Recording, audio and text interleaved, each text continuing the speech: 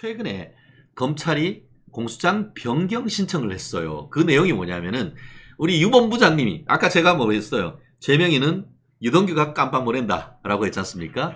이 유 본부장님이 법정에서 우리 멜콩TV에서 나와서 얘기해 주신 거 우리 골프 친 거, 네. 스마미생, 뭐 스미마생 뭐 했던 네, 그거, 스마미생, 예, 그리고 또 이제 우리 낚시했던 거 이런 부분에 대한 증언을 하니까 그거를 공수장을 변경해서 생생하게 그 당시 있었던 모습을 공수장에 추가하려고 하는 그걸 시도를 하니까 이재명이 측에서 이게 무슨 말이냐라고 지금 법정에서 막 항의를 했다라고 얘기를 하는데,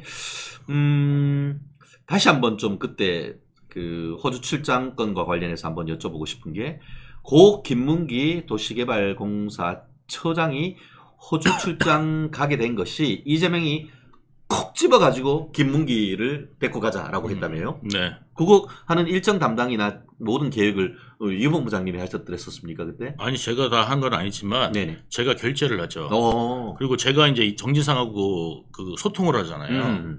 그러니까 제가 이제 호주를 가자는 말이 처음 나와가지고 그때 이제 누구를 데리고 가려고 그러냐면 개발 1처장. 왜냐하면 그때 이제 트램 보러 간다는. 아, 트램, 그렇죠. 예, 성남의 지상 전철 같은. 예, 그래서 이제 지상 전철 같이 이제 트램을 견학 간다는 명분으로 간 거거든요. 그렇죠. 예. 그런데 저는 이제 뭐냐면 기획본부고 그러면 개발본부에서 누군가를 하나를 데리고 와야 되는데. 네네. 그러면 이제 개발본부, 그래서 제가 지금 그때 당시 이제 그 1처장으로 되어 있던 이현철을 데려가려고 제가 이현철로 써냈어요.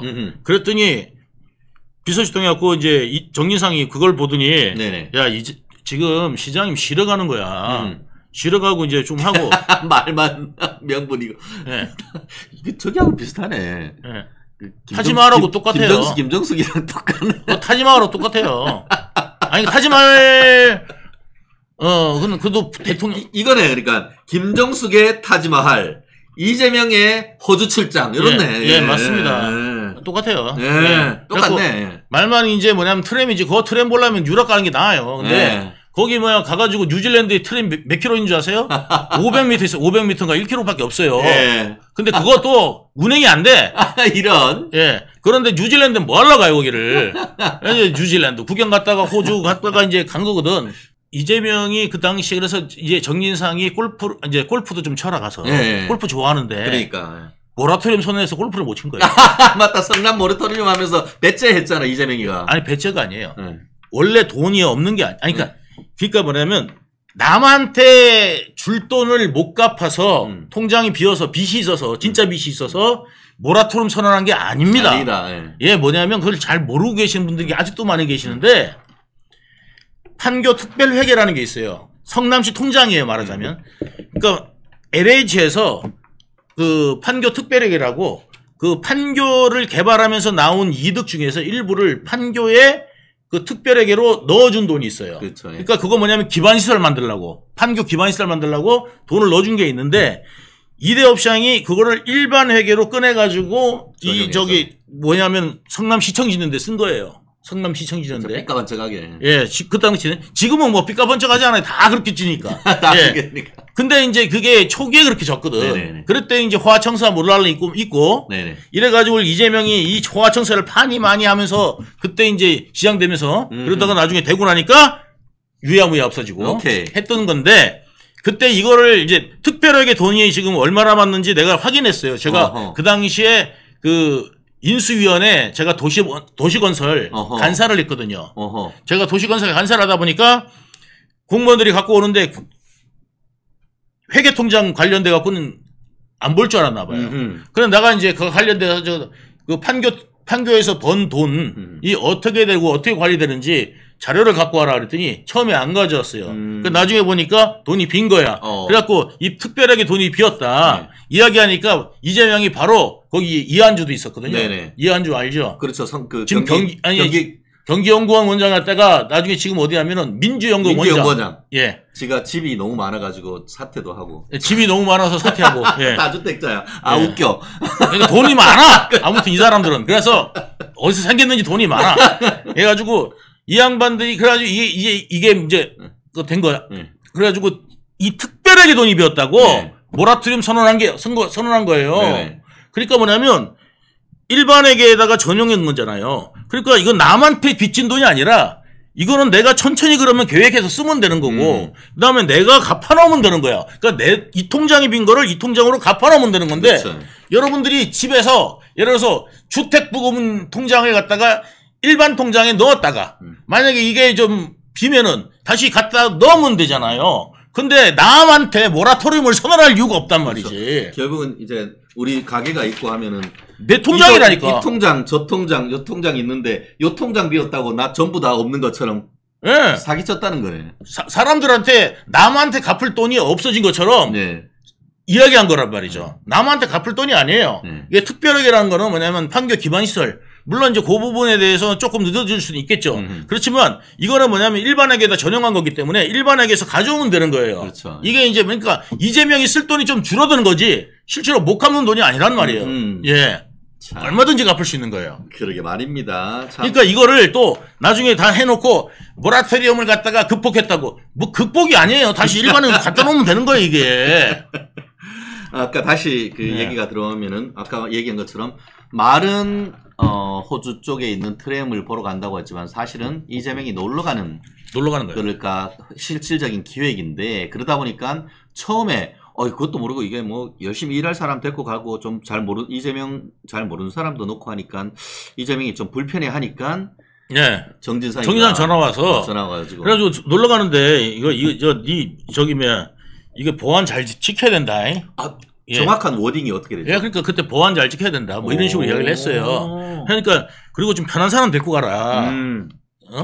그런 거예요. 그러면 제가 김문기 데리고 갈게요. 그랬더니 그 김문기가 좋다. 그럼 아니 김문기를 알고 있었다니까요. 김문기가 편한 이유가 뭐죠? 아니 알고 있으니까 이미 아는 사이란 말이에요. 옛날에 동부건설이 있었고 그다음에 김문기 오고 난 다음에 얼마 안 돼가지고도 인사를 갖고 이재명한테 같이 해갖고 알고 이재명 다 인식하고 있었고 리모델링 관련 이재명은요 모르지 않아요 절대. 가천대에서 이재명이 그 행정학 석사 받았고 예. 김문기 씨는 가천대 행정학 박사잖아요. 박사예요. 예. 그리고 거기서 교수하는 것도 알고 있어요. 예. 그러니까 그 당시에 이제 뭐냐면 겸임교수 하고 있었거든요. 예. 그래서 겸임교수 하고 해서 강의까지 하는 거를 이재명이 다 알고 있어요. 예. 그리고 난 다음에 이제 그래서 골프를 갈 때도 이재명이는 뭐만 들고 왔냐면 모자 쓰고 신발만 들고 왔어요.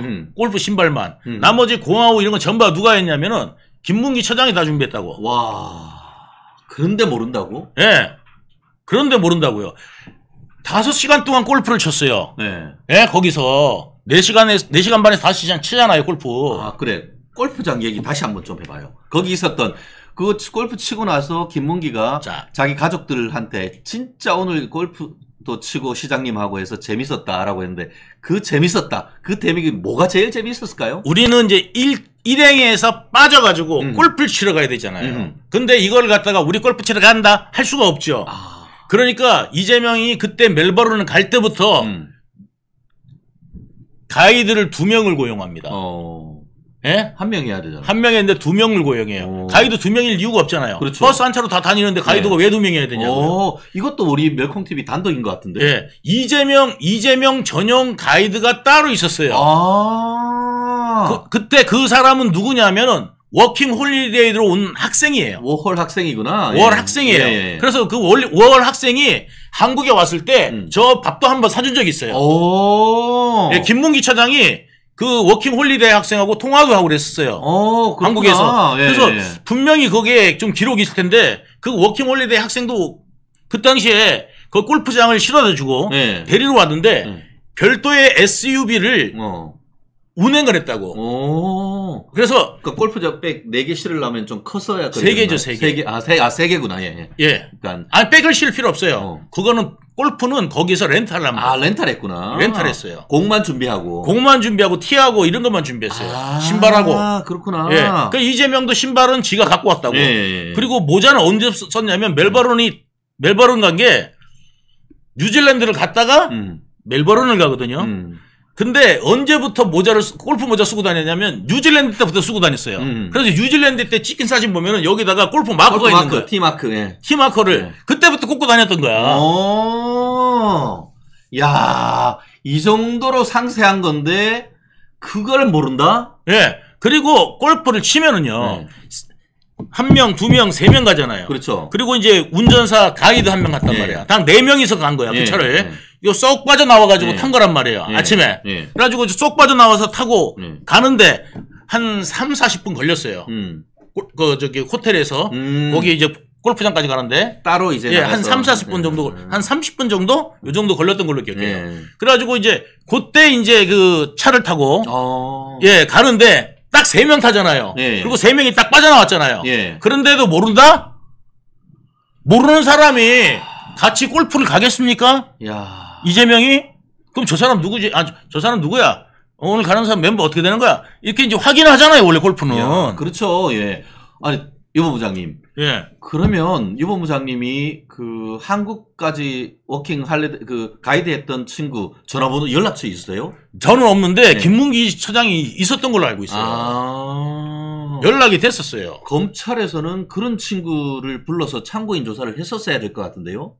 그러니까 제가 그거 이야기했었어요, 저도. 그래요? 김문기 처장 그 옛날 핸드폰을 보면은 그게 있었을 수도 있다. 한번 찾아봐라. 가이드 고용을 2명 했다고 하면은 그때 가이드 비용도 들어갔겠죠. 비용 든 것 그리고 여행사하고 할 때 여행사 전화번호 다 있을 거 아닙니까? 와 진짜 이 정도라고 하면은 그때에 하루 종일 그 카트 타고 SUV 타고 하면서 이재명이 하고 또 김문기 처장하고 서로 얘기하고 했던 그런 분위기에 대해서 유본 부장님도 얘기를 하고 그 가이드 했던 친구도 얘기해 준다고 하면 그거는 빼도 박도 못하는 빼박 아닙니까? 그래서 그 당시에 이제 뭐냐면 또 이제 골프를 치다가 이게 이제 우리나라 같은 클럽하우스가 없어요. 거기는 이제 뭐냐면 이렇게 그 상점 같은 데 있잖아요. 가서 데서 이렇게 샌드위치를 팔아요. 맞아요. 작은 데 해가지고 맥주도 팔고, 맞아요. 맥주 팔고 그 다음에 거기 음료수 팔고, 그 다음에 샌드위치 팔아요. 이동 그늘집도 있는 거 혹시 보셨어요? 핫팬츠 입은 이쁜 그 여학생들이 오토바이 타고 와서 맥주 사세요 하는 그렇게 하는 데도 있어요. 그건 못 그런 건 없었어요? 그거는 제가 못 봤는데 거기서 이제 그 점심 때 우리가 이제 그 나인홀 끝나고 나와가지고 덥잖아요 거기 호주가. 거기 이제 직사광선 쬐면은 굉장히 덥습니다 거기 호주가. 그래가지고 거기 여름이란 말이에요 거기는. 우리는 이제 1월 2월이면은 거기는 겨울이지만 거기는 여름이에요. 그렇죠. 그래가지고 직사광선 쬐면은 진짜 거기는 그 피부암이 제일 많이 걸리는 데가 그 나라예요. 그렇구나 호주가. 그래서 이게 직사광선 쬐는 거를 굉장히 이제 좀 꺼려하고 그래서 선글라스가 거기에는 필수품이에요. 선글라스를 안 끼고 낮에 이렇게 돌아다니잖아요. 밤에 이렇게 딱 잘 때 보면은 눈에 있잖아요. 이렇게 형광등 보고 다음에 눈 감으면 형광등 잔상이 남듯이 이 잔상이 남아 태양에 대한. 그렇구나. 그런 나라라서 선글라스 꼭 끼게 되는데 이 나라 가갖고 골프를 그렇게 5시간을 치고 그 다음에 점심에 샌드위치 먹고 돌아올 때도 이제 뭐냐면 골프 이야기 하잖아 원래. 골프 그럼요. 골프 치는 사람 다 알잖아요. 그렇죠. 돌아올 때 내대로 골프 이야기해요. 그때 무슨 샷이 제일 좋았다. 제일 좋았다. 그 다음에 거기서 해가지고 그때 버디 할 때 좋았습니다. 뭐 하고 거기 하고 그 다음에 스마미생 한 이야기 하고 그런 이야기 막 하잖아요. 그러면 실컷 하고 난 다음에 와가지고 재밌었게 해가지고 자기도 이제 재밌었으니까. 그렇죠. 김문기 처장도 이제 딸한테 그거를 영상을 남긴 거예요. 자랑한 거 아니에요. 그리고 이번에 그 공수장 변경 신청할 때 우리 유본 부장님이 얘기했던 골프장 외에 낚시한 얘기도 공수장 변경에 신청을 했다고 하는데 낚시장 사건은 또 뭡니까? 낚시는 2번을 갔어요. 그래요? 이재명이 이게 제가 그거 정확하게 했는데 요트를 타겠다는 거예요. 요트 타고 싶었다는 거예요. 요트 타고 배낚시를 한번 나갔는데 제가 그걸 3,000불을 대줬어요. 뭐 이장 10원 한 장 내가 3,000불 대줬다. 야 요트를 통째로 빌리는데 300만 원, 호주 달러로. 호주 달러인지, 뉴질랜드 달러인지 정확하지 않은데, 3,000불이에요. 그러니까 뭐냐면, 이 다른 관광객들하고 같이 가는 거는 좀 싸요. 1인당 얼마씩 내는 거니까. 근데 이거는 통째로 독채로 빌렸다고요. 그래가지고 이게 한 3,000불 들었어요. 2시간 타는데. 그래가지고 그거를 갖다가 빌려줬거든. 그러면 이거 돈 누가 냈냐고 그러니까 지가 안 냈잖아. 누가 냈냐 해야 될 거 아니에요. 제가 냈어요. 이것도 단독이네. 그때 이야기를 했어요. 단독. 한 푼도 받은 적이 없다. 뭐 얘기를 했었는데 이것도 뇌물 아니에요? 아니 그러면? 이재명은 뭐냐면 자, 여기 드릴게요 해가지고 내가 받아야 내가 받은 적이 없는 거야. 골프비도 내가 내주고, 네. 그 다음에 저기 요트도 태워주고, 그 다음에 지가 또 마누라하고 어디 저 부산 가면은 그런 거 내가 다 대줬어. 어? 호텔비. 네. 예약 다 해가지고 다 대줬어. 그런 거를 다 해준 거는 뭐냐면은 받은 게 아니야. 받은 게 아니야. 여기다가 이게 줘야, 네, 이거 받은 거야. 네. 자, 사탕 하나 여기 있어요. 이거 안 줘요. 네. 지금 뭐, 그러면 지금 아까 얘기한 것처럼, 네. 말이 안 되는 얘기야. 바다 낚시 가면서 했던 요트 렌탈비, 그리고 아까 그 여기 전에 얘기했던 스마미생 했던 그 18홀 골프장 3명이 쳤던 것도 유본부장님이 다. 나 안 했어요. 예.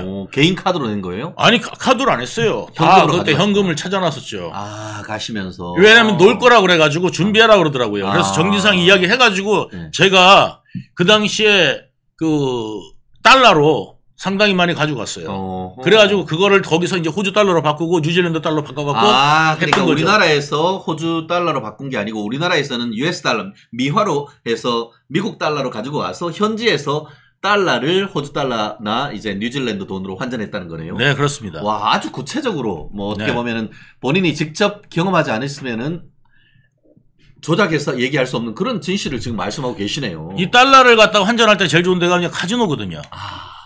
그래서 이제 그때 갔을 때도 카지노를 다 들렀었습니다. 뉴질랜드. 이재명도 들렀어요? 아니요.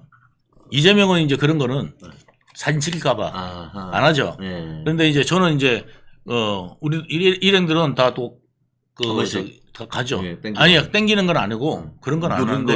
아니, 이제 그래가지고 환전 취지에서. 예. 이제 환전을 해야 되니까 이제 글로 가고 그 다음에 이제 보통 이제 가죠. 네. 그때 갔을 때 이재명이 갖는 거에 대해서는 구체적인 기억은 없습니다. 예. 그렇구나.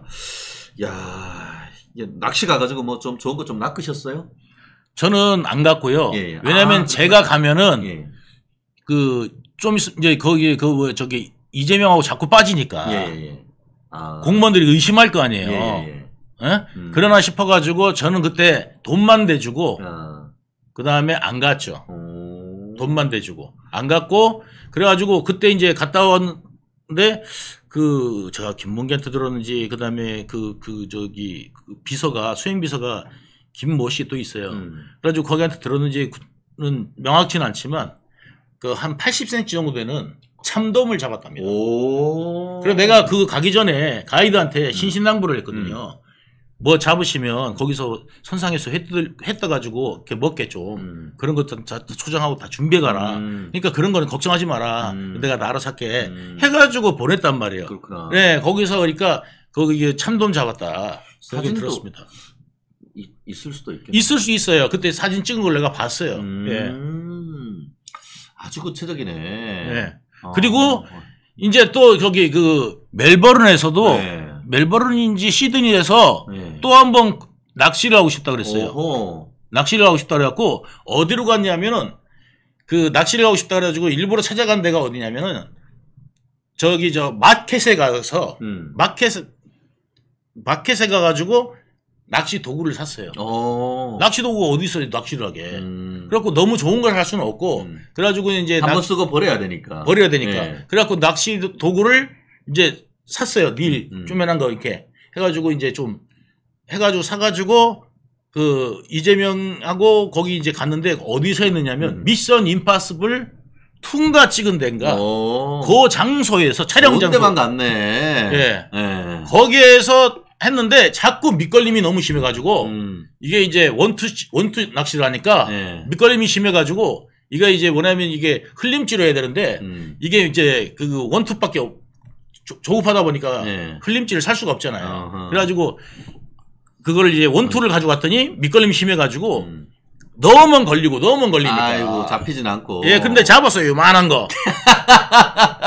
보고 잡은 거 아니야? 아니, 보고 아니에요.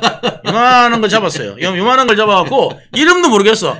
어떻게 요만한 게 올라왔나. 정말 요만한 거, 한 3cm? 그래가지고, 그거 잡아가지고, 방생해줬죠. 바로 방생. 우리 유본 부장님, 뭐, 골프만 잘 치는 게 아니고, 또, 낚시에도 좀 일가견이 있으신 것 같아요. 제가 이재명하고 어디 갔었냐면은, 거기 속초를 갔어요. 그래가지고 이제 속초 그 동명항에 가가지고 우리 그 저 측근들 다 모여가지고 예. 그날 이제 정진상하고 제가 이제 김용하고 찍은 사진도 나왔잖아요. 맞아요. 거기서 예. 그거 할 때 이제 뭐냐면 저는 바깥에서 이제 낚시했어요. 다 술 먹을 때. 술 먹으라 그러고 나는 이제 나와갖고 낚시를 했어요. 낚시해가지고 까자미 한 마리 잡았어요. 오호. 그래가지고 까자미 한 마리 이렇게 딱 잡아가지고 있는데 이재명이 나왔더라고. 이재명이 낚시 이런 거 엄청 좋아합니다. 그래가지고 골프 원래 잡기에 능해요. 네, 잡기를 좋아합니다. 그래갖고 이제 하려고 그랬는데 제가 이제 나오더라고. 그래갖고 나와가지고 이거 뭐 하고 있어요? 뭐 저기 낚시하고 있죠. 그렇게 얘기한다. 한번 줘봐. 그러더라고. 그래서 지도 이제 한번 딱 던져가지고 막 했는데 이게 그 낚싯밥이 이제 우리 직원이 사왔거든. 그래서 이제 개치렁이 사왔어요, 뭐요? 개치렁이 사왔는데 그 썩은 걸 사온 거야. 이런. 그래서 상한 걸 사갖고 그나마 이제 산 거 몇 개 해가지고. 산 거 몇 개 어떻게 해가지고 이어가지고 이제 했는데 그거 좋았으면 이제 이재명도 손맛 좀 봤을 텐데. 네, 손맛을 못 봤구나. 이래서 이제 못 보고 나만 잡았지. 이런. 네. 네. 그래 나와가지고 그랬었어요. 그러니까 거기서 그렇게 이제 낚시도 하고 골프도 치고 그랬는데 어떻게 모를 수가 있습니까? 그래요. 네? 직위가 낮으면 몰라야 되는 겁니까? 그러게 말입니다. 근데 직위가 높았어요, 근데 게다가. 그러니까요. 개발처장이면은 시청 과장급입니다. 네, 그러니까요. 왜 몰라? 그리고 이재명이 모르는 사람을 그 자리에 앉힐 수도 없어요. 그렇죠. 예, 그렇죠. 다 최종 결제는 이재명이 했을 거 아닙니까? 네, 이재명이 그런 거 있잖아요. 놓치지 않아요, 절대. 누가 어디 뭐가 있고 이런 거 있잖아요. 다 알아요. 네. 실제로 그 김문기 처장의 가족들이 그렇게 얘기했다고 하잖아요. 김문기 처장이 평소 때 시장님 어떤 분이에요 했더니만 예산 성남시 예산을 1,000만 원 단위까지 줄줄이 외운다고 했다. 아니 성남시 공무원들이 나와가지고 숫자에는 매우 강하고 기억력이 매우 뛰어나다. 그 이야기를 했어요. 그랬는데 그걸 몰랐다. 그 다음에 부지사가 하는 것도 몰랐다. 이제는 또 이화영 욕까지 하더만요. 네, 이화영. 이화영이 바보냐, 뭐. 이화영이 그 바보냐. 그러니까 뭐냐면, 이화영 벌장 다 봤다 이거지. 근데 그거는 어떤 의미가 있냐 하면요. 제가 그 맥락을 조금 읽어드릴게요. 그러니까 어제, 뭐, 이따 좀 얘기하겠지만, 언론이 검찰의 애완견이다라고 하는 망언을 한 이후에 이화영이 바보냐라고 했는데 이화영이 바보냐라고 하면서 그 당시에 이제 유엔 제재로 인해 가지고 해외로 북한으로 돈 못 보내는 거 뻔히 알고 돈 몇백만 불 받으면 뇌물죄로 처벌되는 거 이화영이 모르겠냐라고 항변을 했는데 그에 대한 답이 이화영 1심 판결문에 나와 있어요. 나는 봤을 때에 이재명이는 뭐 하는지 몰라. 이재명이는 재판 다니다가 이화영이 판결문도 한번 읽지도 않은 것 같아요. 이화영이 판결문 중에 왜 이화영이 이런 어이없는 짓을 했느냐. 그 동기 14가지 이상 이화영 판결문 199쪽부터 204쪽까지 쫙 나와 있습니다. 그것만 딱 뽑아가지고 이화영이 변호인이 이재명이한테 주고 한번 읽어보거나 그런 소리를 하라고 하는데 이화영이 그 199쪽, 200쪽에 뭐라고 돼 있냐면 왜 도대체 이런 일을 이화영이가 했겠느냐라고 뭐 돼 있냐면 2018년 그 6월에 도지사가 됐잖아. 그러고 나서 2018년 8월 달에 이제 문재인이가 뭐 이런저런 인간들 데리고 북한에 가잖아요. 그러니까 빡친 거 아니야. 맞아요. 나만 빼고. 그러니까 그때의 언론들이 문재인이가 대권 후계자로 박원순을 찍었다. 이런 얘기가 나오는. 그러다 보니까 평화부지사, 북한 일을 하라고 딱 그 임명된 이화영으로서는 이게 큰일 났거든. 대권 프로젝트를 위해서 나를 해놨는데 이게 이재명이가 아니고 이게 박원순이야. 이러니까 지사님하고 슉슉슉 이게 같이 북한 사업 시작했다는 그런 동기가 딱 나와 있단 말이에요. 이게 원래는 정무부지사 자리입니다. 그렇죠. 근데 그거를 평화부지사라고 이름 막해서 바꾼 게 이재명이에요. 그렇죠. 그러면 뭐 하러 왔어요? 대북 사업 하라고 이재명이 그 이화영을 앉힌 거 아닙니까? 그렇죠. 그리고 이제 북한과 관련돼 가지고 평화라는 게 뭐예요? 북한하고 평화지 우리 남쪽 안에서 평화 아니잖아요. 그러면 하던 일도 전부 다 그쪽 사업이고. 그렇죠. 예. 예, 그래가지고 이제 그쪽 일대 관련돼가지고 저하고도 우리하고도 그 크로스 되는 게 많아요. 네. 우리도 이제 평화관광 뭐 이런 거 있잖아요. 예. 그래서 관광공사, 임진각도 그때 관광공사 거거든. 경기관광공사 거라갖고 거기 신명섭이 뻔질나게 들어다녔어요. 네네. 거기 이제 그 국장이었거든.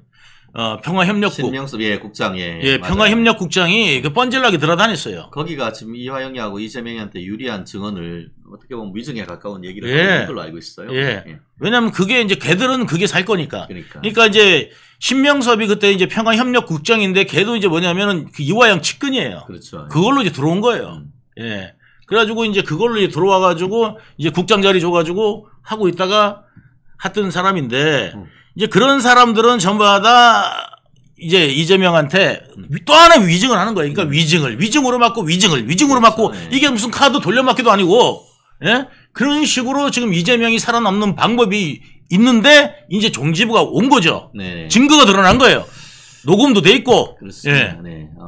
이게 이재명이가 판결은 법원이 했는데 갑자기 언론이 검찰의 애완견이다라고 이렇게 나오는 거. 이거 가슴 쫀쫀한 쫄려서 그런 거 아닙니까 이거?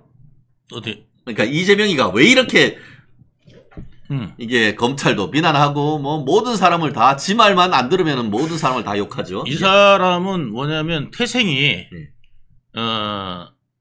남한테 뒤집어 씌우거나 남 탓을 합니다. 자기 탓은 한 번도 하지 않습니다. 자기는 완벽한 사람. 자기는 완벽해. 그러니까 뭐냐면 보면은 옛날 2002년부터 써먹던 게 뭐냐면 네네. 최초로 PD를 욕하잖아요. 자기가 그렇죠. 최초로 PD한테 하자고 그래놓고 오히려 최초로 PD를 욕합니다. 그리고 그래서 지난번에 최초로 깜빵 갔다며요. 깜빵 갔어요. 네. 그래가지고 최초로 PD한테 가기 전에 변호사잖아요. 네. 내가 저기 그 조사받으러 가면 되는 거예요. 조사받으러 가니까 나 못 나오는 거 아니냐 그랬더니 야 걱정하지 말라고. 그리고 가면은 해봐야 기껏해야 벌금이고 그리고 이제 해가지고 하면 만약에 잘못되면은 내가 저기 가서 다 증언해주고 할 테니까 걱정하지 말라고 그러고 그런 얘기까지 한 거예요. 그래가지고 이제 최초로 PD가 이제 들어갔는데 거기서 그냥 꼬린 된 거예요. 그러니까 이제 구속된 거예요. 그러니까 구속돼가지고 못 나오니까 네. 최초로 PD가 이제 뭐냐면 부인한테 네. 이재명 좀 찾아가서 그리고 좀 어떻게 앞으로 하면 될지 좀 물어봐라. 그렇게 해서 이제 그거를 물어보라 그래서 전화를 했는데 이재명이 뭐라고 그랬느냐면은 나한테 왜 이런 전화를 하냐고. 나 그거 뭐 모르는 일이다. 아이고야. 그래가지고 최초로 PD 이제 부인께서 예. 면회를 가갖고 남편이 그 가니까 이재명 뭐라고 그래 이렇게 물어볼 거 아니에요. 그러니까 거기다가 이야기도 못 하고, 응? 그냥 거기는 기대를 안 하는 게 좋겠어. 그렇게 이야기했답니다. 왜냐하면 이야기를 하면 남편이 너무 이제 격분할 것 같아서. 예. 그러는데 뭐 자기를 갖다 그 사람 먼저 꼬린댔어요. 그런데 뭐 최초로 PD가 어떻게 누명을 씌워 먼저 꼬린댔는데. 그러게 말입니다. 에이구. 그러니까 또 한 가지 좀 뭐 마지막으로 여쭤보고 싶은 거는 유동규가 경험한 이재명의 언론관 요거 좀 그러니까 몇 년 같이 하면서 뭐 이제 성남에도 있고 하면 평소 때 이제 언론을 어떻게 대하고 이런 것들 좀 보셨을 거 아닙니까? 이재명이 언론을 굉장히 중시합니다. 그래서 이제 홍보비나 이런 거를 많이 씁니다. 그러니까 내 편을 만들려고 그래요. 그러니까 언론을 가는 게 객관적으로 써주세요가 아니라 내 편을 만들고 나한테 유리한 기사를 쓰게 그렇게 포섭하는 것이 특징입니다. 그러니까 예를 들어서 저기 그 경기도에서도 이재명 그 관련돼서 압수수색하면서 이재명 압수수색이 아니라 김용 압수수색하면서 나중에 나온 건데 유튜버에 대해서도 화이트리스트, 블랙리스트가 존재했습니다. 아 그래요? 네. 오 이것도 멸콩TV 단독일 것 같은데요? 네, 그러니까 어떤 식으로 만들었죠? 이게 거기 보면은 그 우호적인 곳, 그 다음에 이렇게 비우호적인 것 이렇게 나눠가지고 이렇게 딱 만들었는데 거기에 이제 특징. 그 회원수 몇 명이고 그 다음에 그 사람의 특징 성향은 어떻고 이런 거를 다 했어요. 어허. 거기에서 최고 높은 점수 받은 게 강성범. 매우 우수함. 매우 우수함. 네. 우리 코미디언 강성범 지난번에 이번 총선에서도 이재명이 아주 좋아합니다. 매우 좋아함, 매우 우수함 딱 써놓고 나머지는 별로 써놓지도 않았어. 예. 그냥 뭐 이렇게 보통 이제 성향 뭐 이렇게 해가지고 이렇게 다 분석해놨어. 우리 그 KBS인가 뭐 MBC 가면 하는 그 강성범이 거기 옛날에 그 이재명이 경기도지사 할 때도 있잖아요. 그거 같이 따라다니고 했어요. 예. 그러게 말입니다. 참. 근데 그래서 한번 좀 제가 여쭤보고 싶은 것이 키도 이재명하고 비슷해요. 그래요. 김만배도 기자잖아요. 김만배도 기자. 근데 중앙지 기자가 이제 중앙지인 그 머니투데이 기자가 또 성남에 왔다고 뭐 이제 뭐 인터뷰도 하고 했었잖아요. 그 인터뷰하기 전에 뭐였냐면 그 얘기 한번 좀 해주세요. 그 인터뷰하기 전에 김만배가 인터뷰하기 전에 뭐였냐면 그 법조 기자들에서 팀장급들, 그렇죠. 팀장급들, 그러니까 각 언론사 팀장급들 한 20명 정도를 모아가지고 이재명하고 인사시켜줍니다. 서초동에서. 그것도 했어요. 김만배가. 그래가지고 하니까 이제 그때 배성준 기자가 증언한 내용입니다. YTN 그때 법조 팀장이었습니다. 그래서 YTN 그때 배성준이 그 자리에 와가지고 있었는데 이제 그때 그 이재명이 뭐라고 그랬냐면 우리 김 부장님 잘 좀 부탁합니다. 그러고 이제 김만배 부장님 잘 부탁드립니다. 이러고 그다음에 또 김만배는 정말 유능한 정치인이다. 이렇게 했는 게 다 나왔어요. 그런데도 무슨 서로 몰라. 그리고 난 다음에 인터뷰한 거예요. 아무나 인터뷰하겠습니까? 참 그렇습니다. 참. 어떻게든 해서 자기한테 유리한 언론 환경을 만들기 위해서 그렇게 노력했던 인간들이 이번에 그 조작단 회의도 나왔는데 여론조작단 나왔는데 자기들한테는 포지티브한 여론 형성하고 상대편한테는 네거티브하는 이미지를 네거티브 이미지를 조성한다는 거예요. 그러니까 네거티브하는 게 아니라 네거티브한 이미지를 조성하는 게 더 그러니까 사람이 상대편의 이미지를 바보로 만드는 그런 그 이미지 바보로 만드는 공격을 하는 거고, 그러니까 이게 굉장히 지금 안 좋은 상태입니다. 그러니까 여러분들 아셔야 됩니다, 진짜. 결국 그 자기한테 어떻게든 해서 구워 삶아서 언론을 유리하게 만들려고 하고 했던 인간이 1심 이화영에 대한 유죄 판결이 나오고 유죄 판결 이유에 대한 언론 분석 기사가 나오니까 언론을 검찰의 먹이만 받아먹는 검찰의 애완견이라 표현하는 인간이 이재명이다 라는 얘기인 거죠. 이재명이 고소왕이잖아요. 시도 때도 없이 뭐 기자니 뭐니 싹 다 고소합니다. 저 힘들게 하죠. 근데 왜 유동규를 고소 못하겠습니까? 제가 방송마다 가가지고 한 1000시간을 떠들어댔는데 제가 사실이 아니면 여기서 이 말하고 저기서 이 말해요. 왜냐면 이재명이 그렇게 머리 좋다는데 여기서 이 말하고 저기서 저 말하잖아요. 거짓말을 하면은 여기서 이 말하고 까먹어요. 거짓말이니까. 맞아요. 까먹어서 다른 데서 딴 이야기 한다고. 근데 제 방송 그런 내용이 없어요. 왜 그러느냐? 제가 머리가 천재라서 그럴까요? 이재명보다 100배, 1000배 좋아서 아닙니다. 이재명보다 머리 훨씬 나쁩니다. 그런데 왜? 다른 사실대로 얘기해낸 거니까 그게 이제 없는 건데 그렇죠. 이게 이재명이 고소왕인데 내가 이렇게 이야기하는데 근거가 없으면은 왜 고소를 안 했겠습니까? 내 생각과 상상이 아니라 자료가 있는 이야기를 여러분들한테 해준다는 거 잊지 않으셨으면 좋겠습니다. 그렇습니다. 오늘 정확합니다. 거짓은 진실을 이길 수 없습니다. 유동규 본부장님이 어떻게 보면은 다리를 건널다가 깨달은 바가 있어서 진실의 다리를 건너서 왔습니다. 그렇기 때문에 그런 부분에 대해서는 우리 멸캉TV 시청자 여러분을 비롯해서 대한민국 전부가 인정하는 건 아니겠습니까? 그리고 유 본부장님은 무슨 진술을 탄핵을 하려고 해도 뭐 탄핵할 수가 없어. 왜냐? 물론 뭐 일부 사람이기 때문에 그 기억이 잘못될 수도 있지만 그때는 그건 지금 생각해 보니까 그건 아닌 것 같다고. 아까도 얘기하잖아요. 낚시 골프는 내가 다 해서 갔지만 낚시는 내가 돈을 대줬지만 직접 가지 않았다. 그런 거는 기억이 생생하잖아요. 그렇기 때문에 지난번에 그 김영이나 정진상에 대한 유죄 판결을 하면서도 재판부에서도 유동규 본부장의 진술은 전체적으로 일관성이 있고 신빙성이 있다라고 해서 그걸 핵심적 증거로 해서 실형 선고했는 거 아닙니까? 그 내용을 훨씬 더 구체적으로 해서 지금 우리 멸콩TV 나와서 유 본부장님이 앞으로도 쭉 풀어드릴 겁니다. 처음 보는 일이 벌어지고 있는 것 같아요. 특히나 민주당이라는 사실 제가 그렇게 그 뜻과 그 다음에 강령을 공유하진 않지만 그래도 우리나라의 한 축을 그래도 담당했던 정통 정당 아닙니까? 이 정당이 이렇게까지 망가질 수 있을까? 어떤 점 바로 당원 당규가 저렇게 쉽게 그대로 자기네들이 쌓아왔던 그런 전통을 무너뜨릴 수가 있을까? 바로 이번에 개정안 그대로 확정을 했습니다. 이제 정치에 뛰어드셨지만 그러나 정치를 바라보고 계셨던 건 굉장히 오래되셨을 텐데 이 상황을 어떻게 생각을 하세요? 그 처음 보는 일이라고 말씀하셨지 않습니까? 이재명 대표는 처음 보는 일을 설마 이런 것까지? 네네.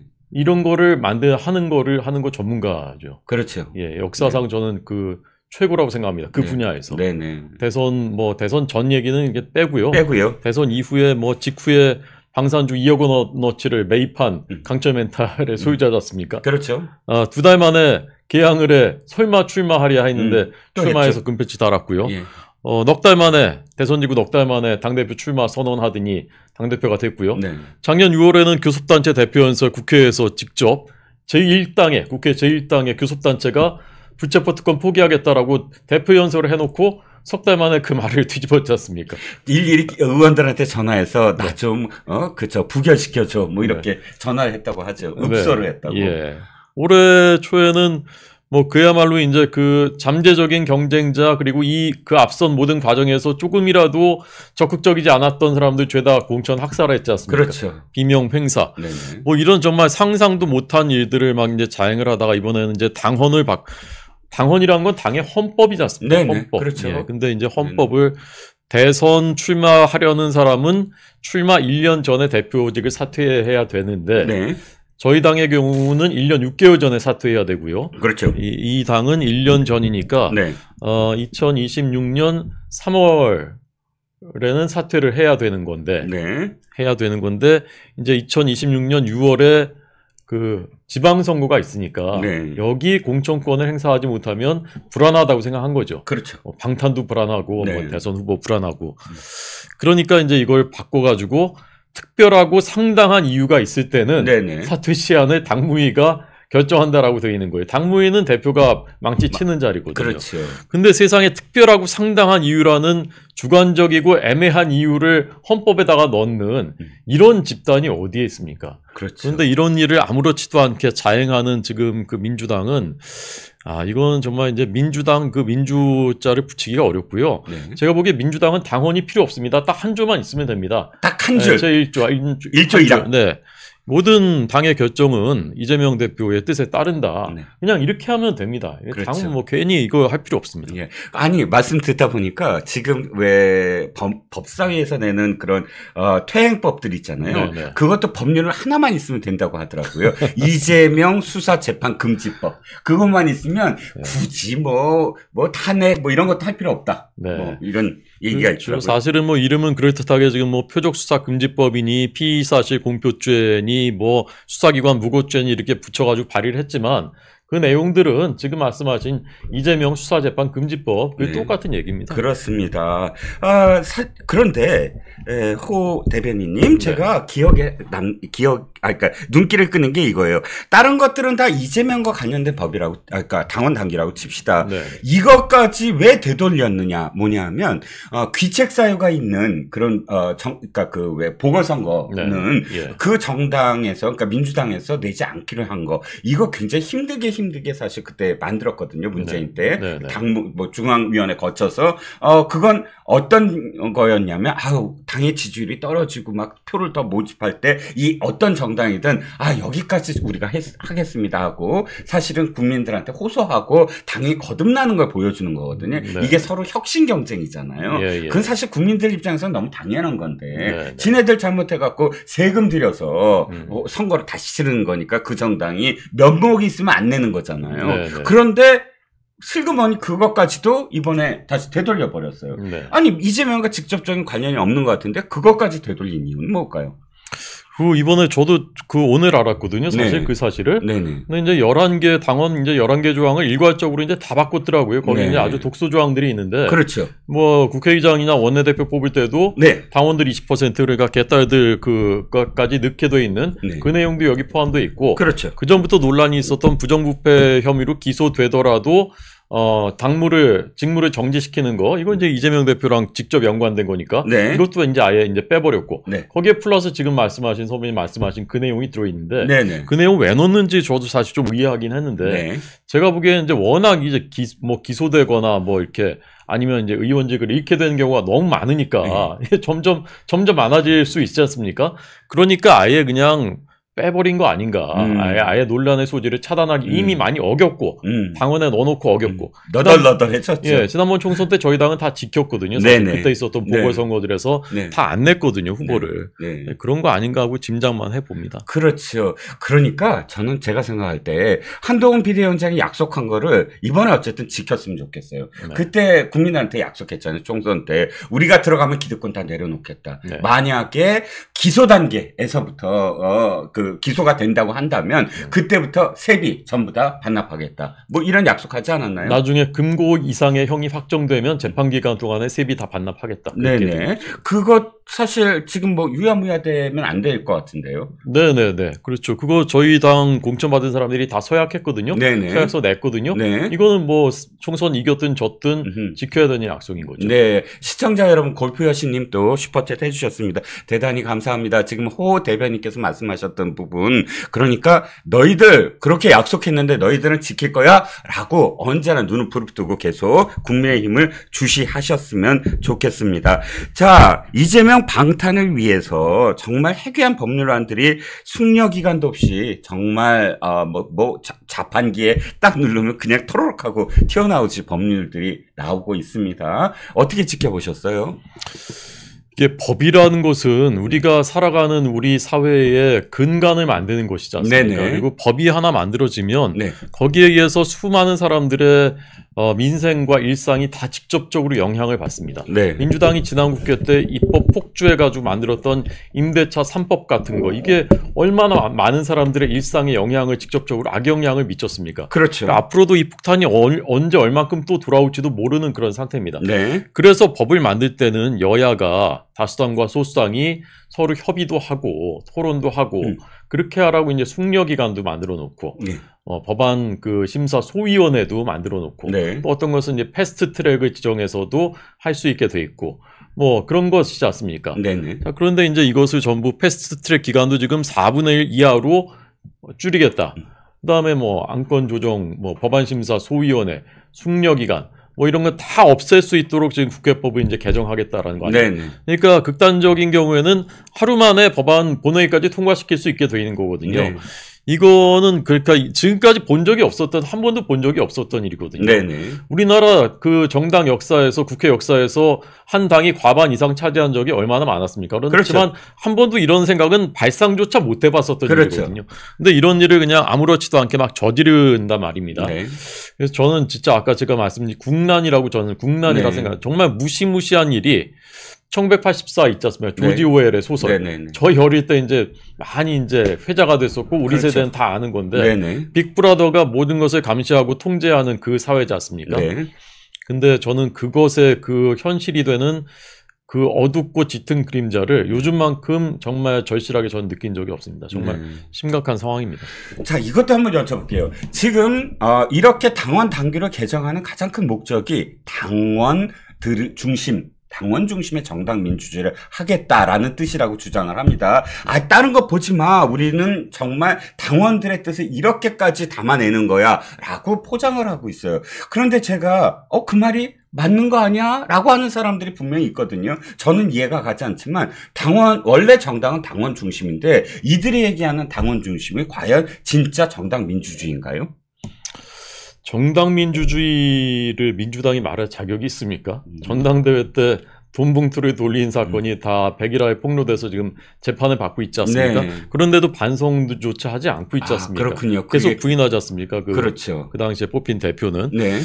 당원 중심이라고 하는데 2021년 그러니까 이재명 대표가 대선 후보 되기 전후로 해서 민주당 지금 당원이 그러니까 권리당원이 네. 250만 명 정도 대충 된다고 하는데 그중에 네. 47%가 그때 이후로 입당했습니다. 아하. 그러니까 이재명 대표 를 위한 당원들인 거죠. 대부분이 지금. 그렇죠. 그러니까 이제 그 개딸들 중심으로 하겠다라는 얘기를 당원 중심으로 하겠다라는 것인데 네. 정당 민주주의라는 게 뭡니까? 정당에서 민주적인 절차와 질서가 확립돼 있고 그렇게 운영되는 정당, 그래야 정당 민주주의인 거 아닙니까? 네. 근데 지금 민주당은요. 제가 1994년부터 정당을 취재하기 시작했습니다. 그때 네네. 여당은 민주자유당이에요. 민자당. 민자당. 그게 민자당 시절부터요? 네네네. 95년에 이제 신한국당이 그렇죠, 됐습니다. 그렇죠. 그게. 네. 그리고 저는 이제 야당부터 출입했는데 야당은 그때 민주당이었다가 95년에 김대중 대통령이 정계 복귀하면서 새정치 국민회의 네. 뭐 이렇게 이제 됐습니다. 그 이후로 제가 보기에 이런 당은 없었습니다. 지금 민주당 같은 당은 없었습니다. 이 민주당에 지금 이재명 대표 말고 누가 있습니까? 잠재적인 경쟁자들마저 죄다 학살했지 않습니까? 네네. 그냥 그렇죠. 철저한 1인 정당입니다. 예. 과거에 그 작년 한 1년 전까지만 해도 좀 그래도 뭐랄까 좀 견제하는 역할을 했었던 뭐 이낙연, 박용진, 조홍천, 박용진, 그다음에 뭐 김종민, 이원욱 뭐 이런 사람들 지금 다 서른 쓴소리 했던 다 어디 갔습니까? 그냥 없어요. 어디 갔는지 흔적도 안 나요. 그렇죠. 근데 이런 당이 정당 민주주의를 얘기한다는 게 말이 됩니까? 그렇지요. 당원 민주주의라는 당원 중심 정당이라는 핑계를 대고 사실은 이재명 1인당으로 바뀌었죠. 그것을 이들은 정당 민주주의라고 하는데 아까 호 대변인께서 말씀하셨듯이 돈 봉투부터 사과하고 그다음에 민주주의를 얘기해야 될 것 같으네요. 저 계속 까먹어요. 다른 당인 것 같아서 갑자기 이 천연덕스럽게 지금 그 사실 자체를 완전히 부인하고 있어서 그러니까 당원 구성이 그렇게 급속하게 바뀌었다는 거니요. 과거 DJ당, 노무현당하고는 완전히 다른 당이라는 얘기입니다. 민주당이란 말도 사실 쓰는 거를 옛날 민주당, 전통적인 민주당원들은 이것부터 이제 못 쓰게 사실 해야 됩니다. 그렇죠. 제가 숟가락을 하나 얹으면 이겁니다. 지금 이 정당은, 사실 옛날에 그 정동영이 대패를 했을 때 굉장히 멘붕이었거든요. 네. 그리고 4분 오열됐는데 그 맥을 이었던 그러니까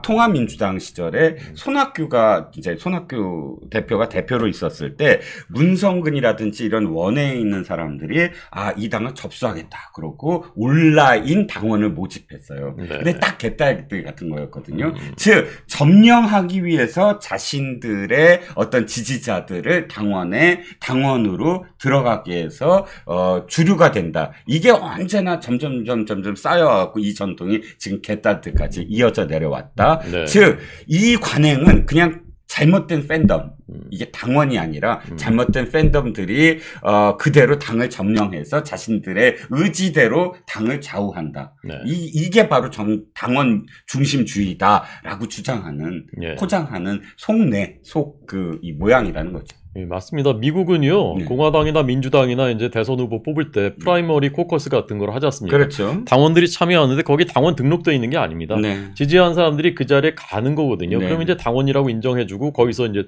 투표를 뽑는 거거든요. 그렇죠. 그런 것이 당원 민주주의, 정당 민주주의인 거지. 여기에 그 아주 그 강성 팬덤 그 사람들이 당을 좌지우지하고 이렇게 그렇게 하면 국민의힘은 왜 이번에 당원 100%에서 당원 70, 80이라고 왜 그렇게 주장을 합니까? 당원으로 하지 않은 사람들도 참여할 수 있도록 하는 게 우리 현실에서는 그게 더 민주적이라고 보는 것이거든요. 네네. 그렇죠. 자, 이재명은 합니다. 그 말이 무섭다라는 칼럼니스트, 언론의 칼럼이 사실은 굉장히, 지금 마음에 다가오는 그런, 지금 세상이 됐습니다. 첫 번째 이슈는 그렇게 넘어가 보고요. 두 번째는 본격적으로 이재명의 녹취록에 대해서 좀 이 의견을 좀 들어볼까 합니다. TV조선이 지금 박정훈 의원의 녹취록 일부가 아니라 또 다른 녹취록을 지금 공개를 했어요. 공개를 했는데 문제는 뭐 다 들으셨을 겁니다. 그런데 지금 민주당은 뭐라고 하냐면 봐라 그 안에 있는 내용에 있는 대로 말해주세요라는 부분만 다 따서 봐라 다 사실대로 얘기해달라는 내용뿐이 없지 않느냐라고 박주민 의원 같은 경우 주장을 합니다. 그래서 제가 오늘 방송에서 그랬어요. 그러면 다 좋다. 녹취록 다 공개하면 될 거 아니냐. 처음부터 끝까지 공개를 하면 특히나 박근태 의원도 오늘 짜깁기 했다. 박정훈이 짜깁기 했다. 이렇게 주장을 해요. 그러면 더욱더 다 공개하면 되겠네요. 네. 어떻게 생각하세요?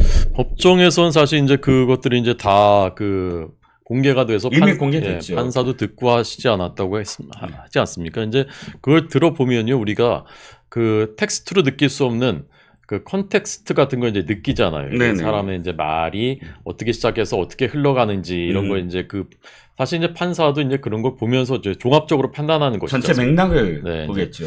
저도 이제 이게 들으면서 첫째 느낀 것은 이재명 당시 그 지사가 얼마나 다급했으면 저렇게 자기가 직접 전화를 해가지고 그걸 직접 이제 회유하려고 했을까라는 게 이제 첫 번째 느껴졌고, 두 번째는 그러면서도 이게 나중에 이렇게 될 수 있겠다라는 거는 본인도 인식을 한 것 같아요. 나중에라도 혹시 공개될 수 있다는 걸 인식을 하니까 계속 이제 안전장치를 중간중간에 넣어놓는 거예요. 뭐 사실대로 있는 대로 이제 얘기해달라 그런 걸 넣어놓긴 하지만 전반적인 맥락을 들으면 이것은 누가 들어도 막 한참 설명을 하더라고요. 자기가 장황하게 자기가 이제 요구하는 원하는 내용을 설명하고 그런 다음에 그런 얘기들을 좀 기억을 되살려서 없는 기억을 자꾸 이제 되살리라고 이제 하는 거죠. 그러면서 이제 그런 말 혹시 도움을 받을까 해서 전화했다 하는데 아니 진실대로 얘기만 하면 되는 사람이라면 왜 도움을 청합니까? 도움이라는 말이 필요 없죠. 그 도움이란 말이 필요 없는 거죠. 그 다음에 저는 이런 말이 제일 이제 귀에 딱 거슬리던데 어차피 세월이 지났잖아요. 그렇구나. 세월이 지났는데 무슨 진실이 뭐가 필요합니까? 지금 그렇죠. 현실이 중요한 거죠라는 얘기 아닙니까? 그리고 시장님도 이미 돌아가셨고, 그러니까 진실을 아는 사람은 이미 자리가 없으니까 거짓을 해도 된다라는 뉘앙스. 그렇죠. 그리고 이제 녹취록에는 그 내용이 안 들어가 있지만 사실은 여러 번 연락을 했다고 하지 않습니까? 그리고 진술서를 이렇게 수정하라고 요구까지 했다는 것이 이제 다 이제 드러나지 않았습니까? 무엇보다도 이제 본인이 그 회유받은 위준 교사를 받은 그 본인이 진성 씨가 다 시인을 했고 중압감을 느꼈다. 그때 이제 경기지사였고 또 유력한 대선 후보군이었고 이미 그리고 본인은 경기도 성남시에서 평생 이제 살아왔어 또 앞으로 살아갈 사람인데 거기 이제 다 둘러싸여 있고 그런데 직접 그렇게 전화를 해가지고 여러 번 이렇게 구체적으로 얘기를 하는데 그것을 중압감 안 느낄 사람이 어디 있겠습니까? 그런데 본인이 이미 다 이제 시인을 한 것이고 그런 것이 조금씩 이제 이게 정황이 드러나는 것인데 그걸 가지고 어떻게 손바닥으로 하늘을 가려서 이게 무슨 짜깁기다? 있는 그대로 말해달라고 했다. 이것을 어떻게 납득하겠습니까? 박균택이라는 사람은 검사장이었던 사람 아닙니까? 광주 고검장이었다 사람으로 기억을 해요. 그러면 고검장이라면 이런 부분과 관련돼서 증거라든지 이런 것들은 전부 다 형사사건 다 맡았을 테니까요. 그러면 짜깁기라고 저렇게 단언하는 건 어떤 근거가 있어 보이는데 솔직히 우리 호 대변인도 전문가 아닙니까? 편집하는 지금까지 방송국에서 편집을 했고 그러면 이렇게 이 녹취를 들었을 때 어떤 부분에서 짜깁기라고 이렇게 단언할 수 있는 거죠? 그러니까 전체 통화 내용이 그보다 훨씬 더 긴데 일부만 내보냈다 그런 주장이겠죠. 그런데 이제 박균택 이 의원은 이 정도 되면 이제 법 기술자죠. 이건 법조인이 아니고요. 법 기술자라고 저는 이제 말씀드릴 수밖에 없을 것 같고요. 그다음에 대장동 대장동 변호하면서 그때 사진 같이 이재명 대표가 사진 찍도록 배려해줬다. 그래서 얼마나 따뜻한 정치인인지 그때 느꼈다. 이제 그런 얘기를 또 한 적이 있습니다. 그 들으셨죠? 그렇죠. 그게 9시간 동안 검찰에 가서 지금 조사를 받는데 그 중간에 쉬는 시간에 이랬다는 거예요. 이재명이. 그러니까 단독으로 가서 배석을 한 변호사잖아요. 박균택이. 갑자기 박균택한테 이랬다는 거잖아요. 자, 사진 같이 찍지 이 사진이 크게 쓰일 거야 라고 얘기했다는 거예요. 그런데 그걸 어떻게 밝히냐면 이 박균택이라는 사람이 선거 기간에 이제 선거 직전에 유튜브에 가서 그 이재명 대표가 나한테 사진을 찍으라고 그래서 내가 사진을 찍었는데 그게 이렇게 쓰일 줄은 몰랐다. 그렇게 깊은 뜻이 있었다.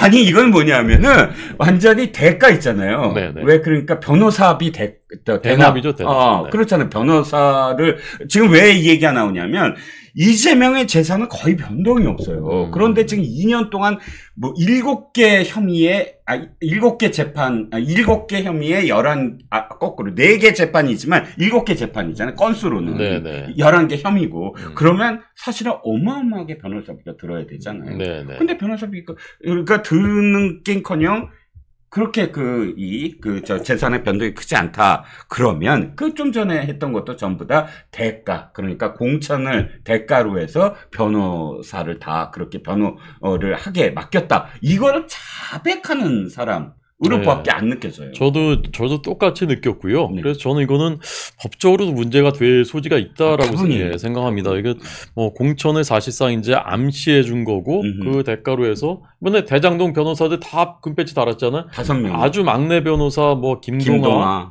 서울 서대문 갑에서 거기까지 달 정도니까요. 그렇죠. 서대문이죠. 예, 그런데 그것을 박근태 의원은 그런 것도 의식을 못하는지 그런 얘기를 자랑스럽게 한다는 것 자체가 참 의심스럽더라고요. 근데 지금도 이렇게 나서서 짜깁기다라고 얘기하는 것도 공천에 대한 지금 열심히 대가를 지금 계속 지불해야 되는 거 아닌가요? 금배지 주셨으니까 또 충성을 다해야 된다. 뭐 이런 거 아닌가요? 그렇죠. 이제 대통령 되실지도 모를 뿐이고 대통령 되시면 또 법무장관이라도 시켜주실지도 모르고 뭐 그런 거 아니겠습니까? 그런데 여진이 계속되는 게 하나 있습니다. 언론인은 개다. 뭐 개라고 표현하면 기분이 더 나쁘긴 한데 그리고 애완견이나 개나 언론인들을 전부 다 개 취급을 해서 듣는 언론인들 전부 다 정말 속쓰린 그런 사나흘입니다. 제가 언론노조와 기자협회와 방송 기자협회 이 세 군데에서 민주당 계열의 정치인에 대해서 성명을 발표한 건 처음 본 것 같아요. 언론노조는 사실 뭐 저는 개인적으로는 동색이다라고 생각하고요. 네, 이재명 대표가 동색이다.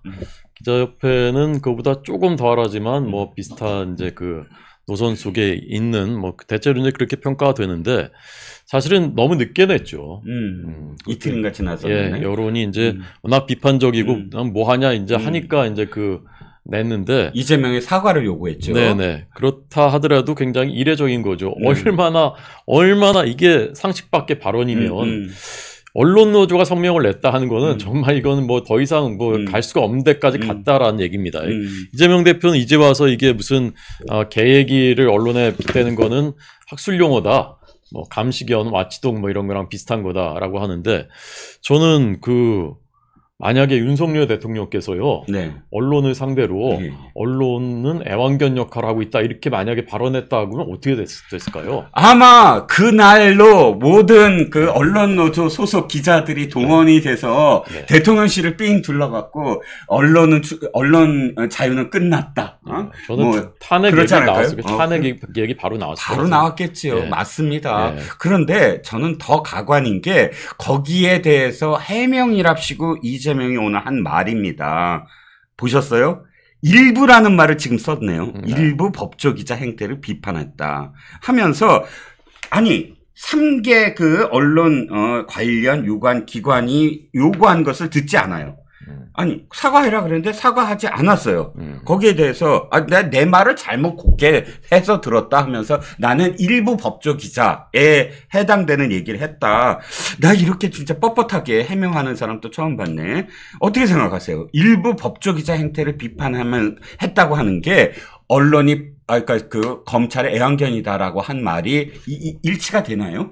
이재명 대표께는요, 제가 보기에는 기본적인 민주주의적인 그 가치관과 사고방식이 없습니다. 그 언론관도 똑같습니다. 그러니까 이런 얘기가 나오는 거고요.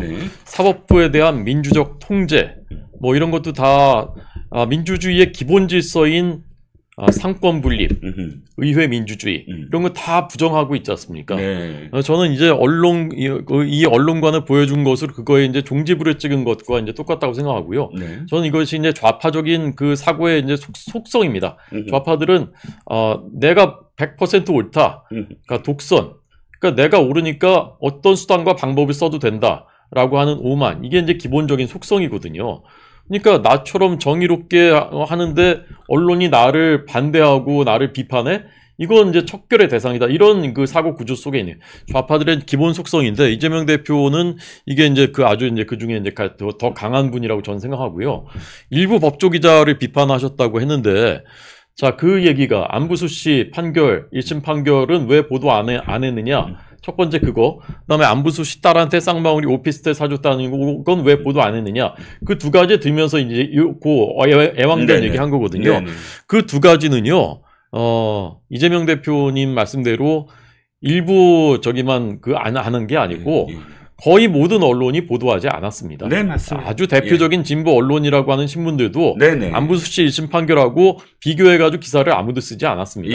그리고 안부수씨 딸 그 얘기는 오직 한 군데 뉴스타파라는 그 언론만 이제 보도를 한 겁니다. 그렇죠. 그러니까 이제 모든 언론을 사실 애완견으로 그냥 규정하신 거예요, 이재명 대표께서. 그렇죠. 그러니까 지금 호 대변인 아주 정확하게 사실을 팩트 체크를 한 거예요. 뭐냐면 시청자 여러분 이거예요. 자, 검찰의 애완견이다 라고 해놓고 지금은 일부 법조기자만 얘기했다라고 하는데, 당시에 이재명 대표가 주장했던 그 세 가지는 일부 법조기자가 아니라 다 거의 모든 언론이 전부 다 그 식으로, 그러니까 이재명을 원하는 식으로 기사를 쓰지 않았어요. 왜? 그게 팩트가 아니기 때문에 그렇습니다. 그런데 지금에서 일부 법조기자 행태라고 하는데, 저는 아까 얘기 조금만 더 해볼게요. 자, 3개 기관이 사과를 요구한 것을 두고 이렇게 대답을 해요. 언론단체 성명도 애완견 행태를 보이는 잘못된 언론을 비호하려는 것은 아니라고 믿는다. 와, 완전 갑 중에 갑이야. 사과해 그랬더니, 야, 너네가 지금 뭐 비호하는 건 아니지? 그 의도가 지금 라고 완전히 야단을 치네요. 이거 야단 치는 건데? 너희들도 조심해. 뭐 그런 거죠. 너희들 저기 줄 똑바로 서. 저는 그런 메시지라고 생각합니다. 그렇죠. 갑자기 너희들 왜 이래? 그런 거 아닙니까? 야, 이 3개의 단체가 무슨 정말 대표한다라고 생각하지 않지만, 그럼에도 불구하고 이 정도의 단체가 모아서 사과를 요구했는데, 너희들 똑바로 해라고 이렇게 질러댈 수 있는 사람이 누가 있을까요? 정치인 중에 맞받아칠 수 있는 사람이? 그러니까 저는 정말 무시무시하다는 생각이 드는 게, 야, 이런 분이 이제 대통령이 된다면, 그렇죠. 지금 가능성을 배제할 수는 없는 거죠. 언론 자유가 분명히 있을까요? 놀랍게도 배제할 수 없는데, 그렇죠. 그게 현실이 되면 우리나라 어떻게 되는 거지? 저는 문재인 정부 때도 정말 상상치 못한 일들이 일어나는 거를, 특히 이제 언론계에서 제가 속해 있었던 회사에서는 많이 봤는데. 느끼셨죠? 실제로 어떤 일이 벌어지는지. 그때도 사실은 야, 이런 일이 벌어질 수 있구나라고 했었는데, 이재명 대표가 집권을 한다면은, 야, 정말 설마 했었던 일들이 지금 민주당에서 다 일어나고 있는 것처럼 대한민국에서 다 그대로 일어나겠구나 라는 생각이 듭니다. 맞습니다. 그러니까 사법부에 대한 민주적 통제를 번역하면 사법부에 대한 민주당의 통제 아니겠습니까? 그렇죠. 근데 이것도 똑같아요. 언론에 대한 통제, 언론에 대한 지금 그 시각이 바로 언론도 민주당이 통제해야 된다. 언론 노조까지 포함을 해서 우리 시각대로 통제를 해야 된다. 더 정확하게는 이재명에 의한 이재명의 통제가 돼야 된다라는 시각이 이번 이재명의 지금 해명이랍시고 한 것에 그대로 녹아있다라는 생각을 합니다. 마크 트웨인이 갑자기 떠올랐어요. 마크 트웨인이 참 기지가 뛰어난 사람인데 정치적인 발언 되게 많이 하거든요. 그런데 마크 트웨인이 어떤 신문에 칼럼을 썼는데 제목이 이거예요. 미국의 정치인들은 모두 다 개 땡땡이다. 또라이라고 얘기할게요. 개 땡땡, 거의 부시시라고 표현하는데, 또라이다. 이렇게 표현했는데, 그러니까 사과해라. 그 칼럼 내려라. 난리가 났잖아요. 국회의원들이. 그러니까 마크 트웨인이 바로 또 다른 칼럼을 씁니다. 제목을 어떻게 하냐면, 미국의 정치 미국의 일부 정치는 또라이다. 이렇게 바꾼 거예요. 그랬더니 네. 아무도 이의를 제기하지 않았다. 참 우스갯소리를 한 건데 이재명의 해명 정말 기가 막혔습니다. 한동훈 비대위원장 얘기를 좀 해볼게요. 대법원 확정 판결 이후에 이재명 대표를 향해서 이렇게 얘기를 하더군요. 대법원 확정 판결이란 건 아시죠? 유시민이 한동훈 등 그 검찰이 자신의 계좌와 함께 그러니까 노무현 재단의 계좌를 들여다봤다라고 3번이나 주장을 합니다. 여기에 대해서 명예훼손으로 한동훈이 고소한 것이고요. 이게 벌금 500만 원의 확정 판결을 받았습니다. 1심에서는 악의적인 보도다라고 표현을 했고 2심 재판부가 그것을 대법원이 그대로 받아들였습니다. 이 판결 이후에 그런데 도리어 이재명 대표를 향해서 애완견 발언은 가짜뉴스만큼 위험하다라고 직격을 했네요. 어떻게 보셨어요? 한동훈 전 위원장만큼 그 가짜뉴스에 큰 피해를 본 사람이 또 뭐 그렇게 많지 않겠죠. 청담동 술자리 갔었다. 그렇군요. 예, 뭐 기억나네요. 그 있었죠. 또 지금 무슨 이동재 검언 유착. 네네네. 그러니까 그 때문에 이제 좌천을 이제 계속 당했었고 이런 유시민 뭐 들여다보지도 않은 계좌를 들여다봤다. 네네. 확인했다 곳까지 처음에 이제 얘기를 하다가 한동훈이 있는 반부패 강력수사부에서 쪽에서 봤을 가능성이 크다. 뭐 이렇게까지 얘기를.